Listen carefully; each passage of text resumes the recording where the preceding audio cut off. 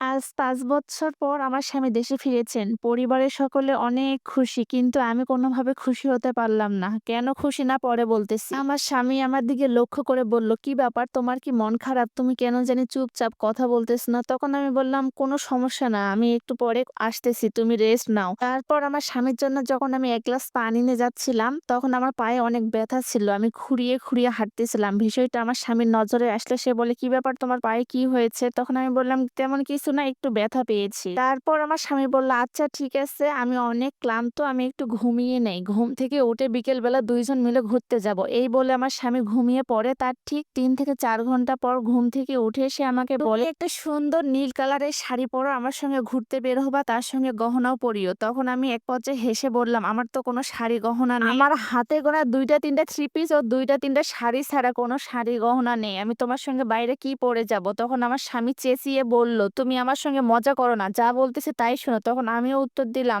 "আমি তোমার সঙ্গে কেন মজা করব? যা সত্য তাই তো বলতেছি।" তারপর আমার স্বামী উত্তর দিল, "প্রত্যেক ৬ মাসে মায়ের কাছে টাকা পাঠিয়ে দেই, তুমি তোমার পছন্দ মতো শপিং করতে পারো এইজন্য। তারপর তোমাকে এক্সট্রা করে ২ থেকে ৩,০০০ টাকা মাসপ্রতি দিয়ে দেই। এই তো ২ মাস আগেই প্রায় ১,০০,০০০ টাকা দিলাম তোমার সোনার গহনা তৈরি করার জন্য। এত সব কোথায় গেল?" তখন আমি এক প্রকারে বিরক্ত হয়ে বললাম, "আমার কোনো কিছুই নেই, আমি ঘুরতে যেতে পারব না।" তখন আমার স্বামী বলল, "ফোন দিয়ে তো কোনো কিছু জিজ্ঞেস করলে তুমি বলো তোমার নাকি সবকিছুই আছে। এখন কেন সবকিছু নেই?" একটা সময় আমি খুব চেঁচিয়ে কথা বললেও শেষমেশ আর নিজেকে ধরে রাখতে পারলাম না। আমি কান্না করে ফেলি। তখন আমি বললাম, "তোমার মা আমাকে কোনো কিছুই দেয়নি। পাশের রুমেই তো তোমার মা আছে। জিজ্ঞেস করো, জানতে পারবা।" তারপর আমার স্বামী তার মাকে চিৎকার করে ডাকতেছিল। পাশের রুম থেকে আমার শাশুড়ি মুহূর্তের মধ্যে আমাদের রুমে চলে আসলো। তারপর জিজ্ঞেস করলো, "কি হয়েছে বাবা? তুই না ঘুমাচ্ছিলি? ও কি তোর সঙ্গে কোনো ঝামেলা করতেছে? আমাকে বল।" তখন আমার স্বামী জিজ্ঞেস করলো তার মাকে, "আমার বউয়ের জন্য যে এত শাড়ি, এত গহনা পাঠায় দিলাম, এগুলো কোথায় গিয়েছে? ওর কাছে কোনো শাড়ি গহনা কেন নেই? আমি এতদিন পর বাসায় এসেছি, তারপরও ও একটা ময়লা জামা পরে আছে। কেন মা?" তখন আমার শাশুড়ি মা একদম চুপ হয়ে আছে। আমি তারপর উত্তর দিলাম, "তোমার মা আর কি বলবে? আমি বলতেছি শোনো, তুমি যখন বিদেশে গিয়েছো তারপর থেকে তোমার মা ও বোন আমার উপর অনেক অত্যাচার করেছে। রান্নার কাজে যদি একটু ভুল হতো তাহলে তোমার মা ও বোন মিলে আমাকে মারধর করতো। তোমার বোন তো আমার থেকে বয়সে অনেক ছোট। এরপরও তোমার বোন আমার গায়ে হাত তোলার সাহস পায় কই থেকে? তুমি বললা না আমার পায়ে কি হয়েছে? সেদিন আমি রান্নার কাজে একটু ভুল করেছিলাম। এইজন্য তোমার মা